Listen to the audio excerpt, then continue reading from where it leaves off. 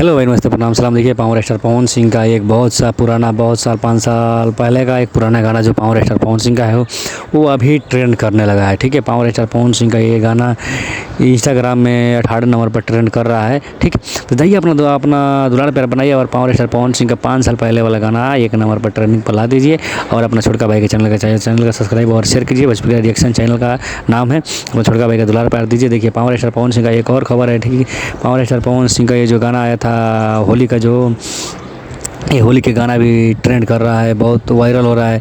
ये भी इंस्टाग्राम पे ट्रेंडिंग में आ गया है, पावर स्टार पवन सिंह का सॉन्ग। तो आप लोग अपना दुलार प्यार बनाइए और पावर स्टार पवन सिंह का ये सॉन्ग 1 नंबर पर ट्रेंड कर रहा है। जाकर और देखिए, और इसको ट्रेंडिंग में ही रखें। पर पावर स्टार पवन सिंह का ये जो 5 साल का गाना है, पलंगिया सोने ना दिया, ये गाना 18 नंबर पर ट्रेंड कर रहा है। तो आप लोग को क्या कहना है ये गाने के बारे में कमेंट में बताइए। अपना छोटका भाई के चैनल का सब्सक्राइब और शेयर कीजिए। ऐसे दुलार प्यार बना कर रखिए। अपना छोटका भाई के चैनल के सब्सक्राइब करें और जय हो पावर स्टार।